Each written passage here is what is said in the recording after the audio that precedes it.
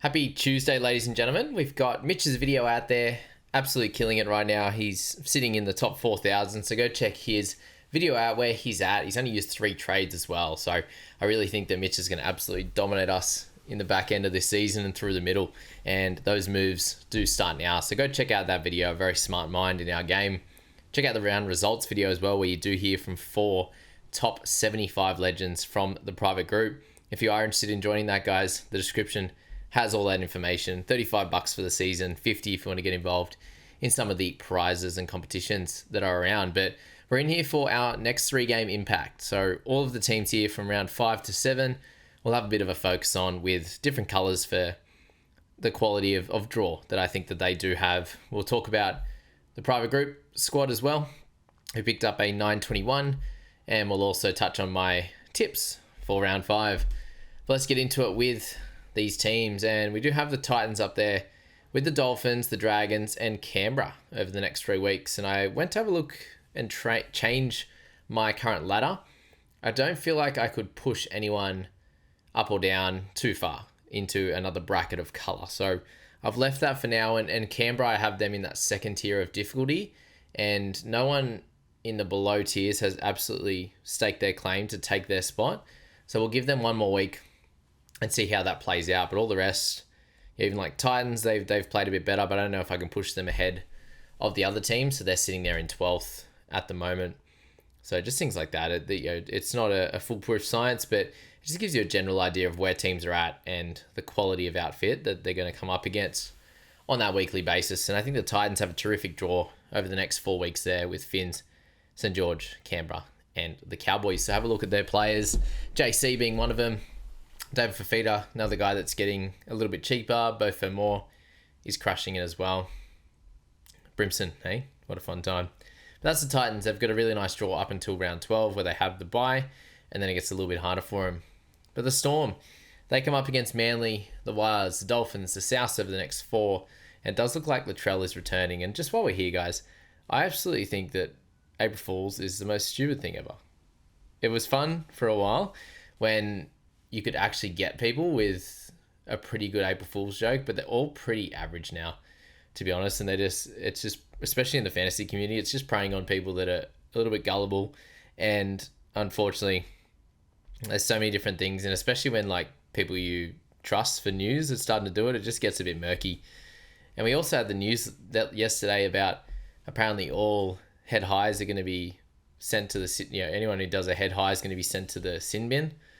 Hopefully it's just clear, blatant smacks in the head that do go. Because if it's anything like, bouncing up from the chest and stuff like that, it just would be getting ridiculous. And we don't even know if that's true.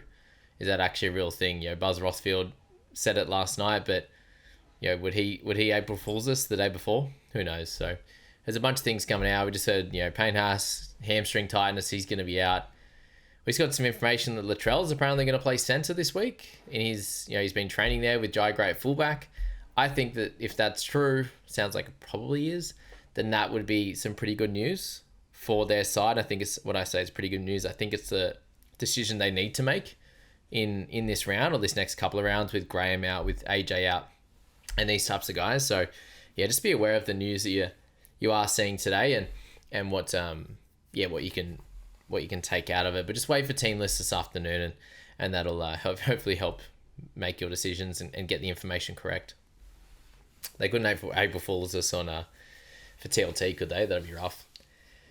So Storm there with Manly, Warriors, and Dolphins and South. A really, really nice setup for them. I do think that they're targeting Storm players over the next period. I think there'll be some decently high-scoring games for the Storm with a bunch of games at home as well. Dragons, they got Parramatta into the Titans, Manly, Roosters, Tigers. It's a pretty good setup for them as well. So if you do own any of those guys, it's probably more the middles, Toby Couchmans, if you're looking at Dylan Egan, these types of guys, that'll be cool. And if you've got Gutho or Tuipulotu in Supercoach, then that should be fine as well. With the Knights, they've got the Doggies, Tigers, and Cronulla over the next 3. It's a pretty tough little setup, to be honest. And then it does get a bit nicer after that with, the Wars. There should be some points scored. South, Titans, and Parramatta following that. So a little section to get through, and if there's a couple of Knights players you could select, it's Fletcher Sharp, Greg Marzu, Kalen Ponga, all should be generally fine. And you've got Thomas Kant as well. So there's heaps of guys on offer for the Knights, but just be aware that they do have a couple of tougher matchups over the next little period. Okay, coming up to teams with a bye, and I'd suggest staying away from the next 3 or probably 4 lots of teams, with the Eels as well being a team we don't really want to focus on apart from Katonga. But Warriors with the bye, then they have Melbourne and Brisbane, so you can move on from guys like Luke Metcalf. I think most of their other assets are fine to hold. The Doggies, I've personally got Jacob Preston on my mind following their round 6 bye. They've got Newcastle this week, and Presto on that left is going to come up against KPP, so it'll be a nice fun battle, and there's not too many other dogs that I'd personally be looking at. For the Cowboys, they've got Penrith into South into the bye, so yeah, that's the setup. You probably hold most of their guys, Drinkies, Purdues, those types of players. As someone just asked me, can you get Cotter to play 80 minutes because I'm keen to buy him? Yeah, I don't think he'll get to 80 very regularly, especially when that's 72 on the weekend. Will probably be a high for him somewhere around that mark. Very rarely he does get the 80 minutes in the last couple of years. With the Eels, they've got Dragons, Canberra, and Tigers, so not a terrible run at all if you're holding Yongi and Hopgood. I've had a few questions about him. I just feel like he's a pretty easy hold. I had him as a potential buy last week and people looking to sell him, so definitely some weird thoughts in different camps, and he still scored in the early 50s, and I didn't hear Mitch talk about him once in the video this morning about him potentially looking at selling Hopgood or anything like that. I think it's stock standard hold. People are worried about Dylan Walker, but he's no Jermaine Hopgood. He'll play some type of role as a 13, and that probably helps Hopgood just become more of a runner rather than a passer of the footy. He should be able to run more, which is awesome. It shouldn't affect his minutes anywhere near that 60 mark, or some games higher than that, depending on who's out and what's going on in that side. And if they're in games, then they need him to play big minutes, because right now they're not in games and they need him to. And hopefully that Mitch Moses gets named very soon, and I think players like Yongi and Hopgood and stuff can really benefit Zach Lomax and the rest. Actually, Katonga would be pretty good on that ride if Moses is there too. That could be fun. For the Eagles, they have a tough little stretch now. Melbourne into Cronulla, Dragons, who just won a good one against Storm, Penrith into the bye into Cronulla. Wow, the toughest draw of the lot. Well, Roosters aren't nice for a couple of weeks here, but they've got some nice matchups either side of that. But yeah, they're the toughest set of teams to face right now. And Lehigh Hopewadi is on a few people's lips, and he's an interesting guy to definitely look at buying. But is that enough to then go on the buy and you need to sell him? And he has to play a lot of tough teams there. That's the tough one. Roosters, they've got the South, Brisbane, and Penrith the next 3 weeks. So a team that I don't think you can target too heavily, apart from guys like Siwa Wong, Nafahu White. I think they'll continue to do well. But the outside backs, should be a fun clash this week. But if Latrell's actually at left centre, it's a bit of a worry for our boy Rob Toyer. And he could be missing a couple of tackles. But at least you'll get some traffic and you'll get some work down that side. We haven't seen Latrell at centre for a while, if that's actually how it plays out. The Panthers still have a lovely draw. They're not playing great, but Cowboys into Dolphins is awesome for guys like Jenkins, for guys like Cleary. Super excited about those plays in my side this week, and same for Supercoach as well. With the Tigers, they've got the Broncos into the Knights into Para. Pretty solid little setup without being too difficult. Really tough one into a medium tough into an easier clash. So that's good news for them. And no one of really note that you should be buying anyway. Stafford Toa, he's close to 400k now, which is tough. We've also got, we've got Terrell May that you've got on your side. Safarth, an easy hold against that left edge of the Broncos isn't going to be too crazy to deal with, apart from Shibasaki and how good he is going. But guys like Goz and Pikura should miss the odd tackle and help guys like Safarth out, so that's fine.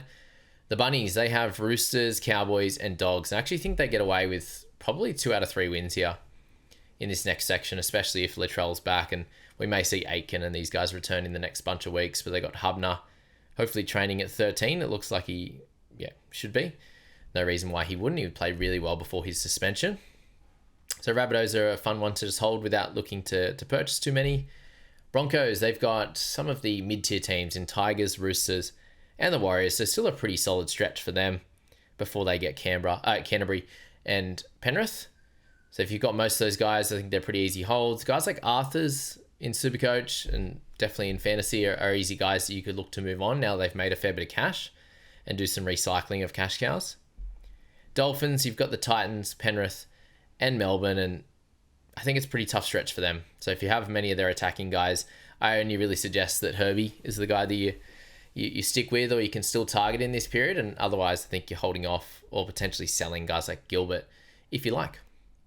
For the Sharkies, they've got Canberra, they've got Manly, and they've got Newcastle. So it's not an easy stretch of games by any means, but they do need to bounce back, and they're playing it in Canberra. So it's going to be a pretty tough clash for them on Thursday night. I think that Canberra need to bounce back, and if I was the Sharkies, I'll be peppering the air again with where their outside backs for some of those catches were pretty tough, and plenty of drops the other day in Townsville when it wasn't raining. So that'll be interesting on Thursday nights. But Sharkies guys, there's a plenty on the list. Iro's going to have to be sold, unfortunately. We haven't heard any further news on his hamstring, but it sounds like it's only going to be minor, but still would have to sell. Unfortunately, it's like a 2 to 4 week as per normal with any type of hamstring strain. So that's the Sharkies there. Nickera and stuff we're keeping a watch on. And then the Raiders, they do have Cronulla into Parramatta, Titans, and Dolphins, but how well they're actually playing right now, I don't think any of them are clear purchases. You've got a bunch that are easy holds for this week, and then we can reassess coming into that nice run of Parramatta, Titans, and the Dolphins. So that's that one. Let's go quickly to the People squad, and we're just having a quick look at what we could potentially do. Unfortunately, we traded out Seyfarth instead of Gilbert last week, so that was a rough one. And now Gilbert's out, and we'd probably look to trade him. And I was just looking at the squad there, and a position we may want to have a look at is wing fullback, just generally, and our edge as well, with Nafahu White and Kitiani Katonga, the only two available this week. It could be a position that we want to upgrade eventually. But the wing fullback slot, we could just go straight Gilbert to Marzu, was just a quick one that I was looking at. But round 4, we picked up a 921. Did improve into 16,000 overall. Not too bad. We have saved 2 trades in this squad, which is nice. But guys like Munster, Gilbert underperforming a little bit was a little bit painful. But having Stafford Toa, having Toya there, Garrick, Brimson, Tamale, all really solid. Didn't have like a Campbell to get that extra 23 points over Garrick, which makes sense. We can't have them all, especially after holding on to a few players. We did hold on to Watson and Cleary, so that was good. We've got Nafahu White, so that's been a big win there. And playing Katonga last week was awesome. So I think, if we were to make some type of trade, then I think, something like that could work well. In the wing fullback slot, there's other guys like Fletcher Sharp or Tedesco or Campbell and Ponga that we could go up to. We could move on from Brimson this week if we wanted to play that way. We could hold trades, which I'm not sure if that's ideal personally, given the position we're sitting at in 16,000.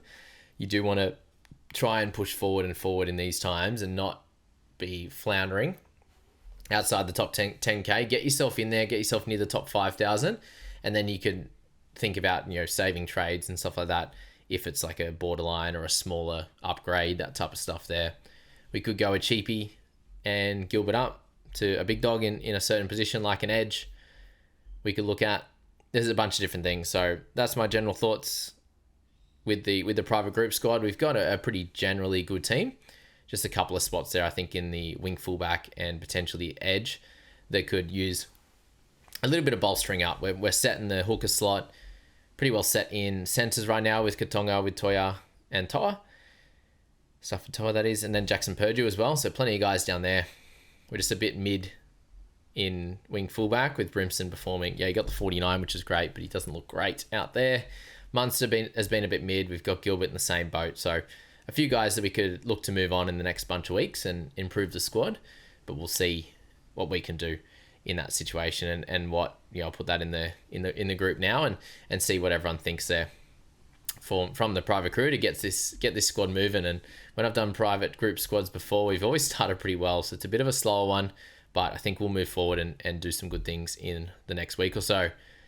Now, looking at tips before the Team List Tuesday drops, I think it's a pretty tough week. And I do have to, the way the Raiders are playing, I do have to select the Sharkies, even though they had a pretty tough loss against the Doggies. And they're actually sitting 2-2 in 10th.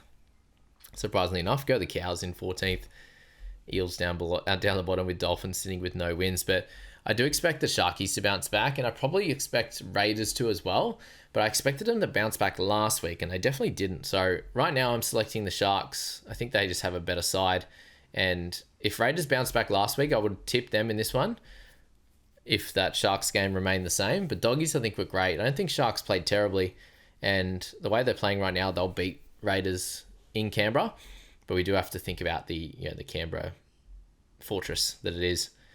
Panthers should get the job done against the Cows, even though they played better. They're moving away from home, and that can be hurtful. And Cleary returns, so that's scary. And potentially Dylan Edwards as well.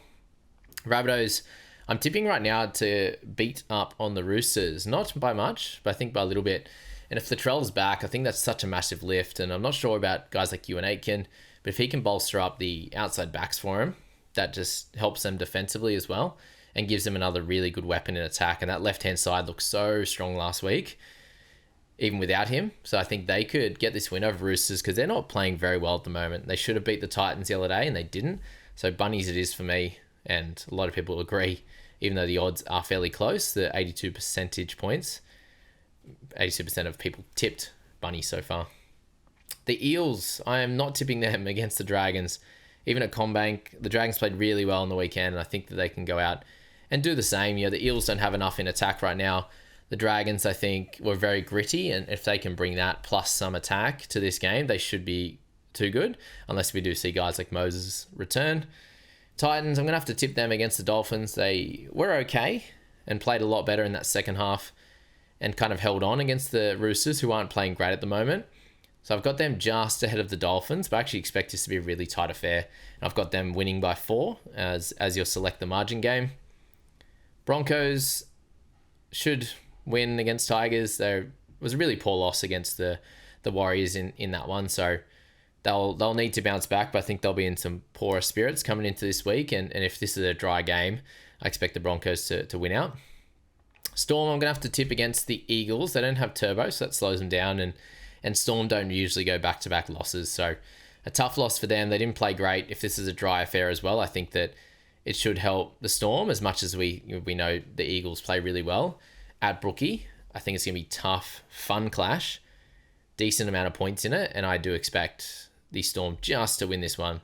And then the Doggies and the Knights. So I don't think the Knights have been playing very well. And if Doggies play anything like they did the other night, they should put probably 16 to 20 on a winning margin here on the Knights. But we'll see how that one plays out. If they can bring their attack as well as their solid defense that they've shown, then I think it'll be a really, really fun match. And I'm excited for this week of footy. There's a lot of closer matchups. There's a lot of fun ones. And looking at some of the selections I've had, I've got 3 away teams, 5 at home.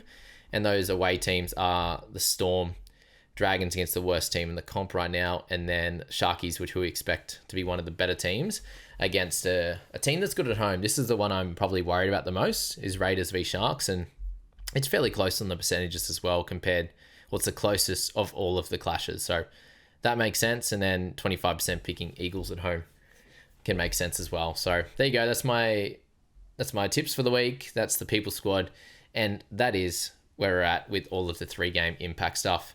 Thanks so much for jumping in and watching this video, guys, and listening to the podcast. You're all legends. Thanks so much. Please subscribe, hit follow along, hit the like button, all the good stuff, and leave a review if you can. Appreciate you guys, and we'll see you in the next one.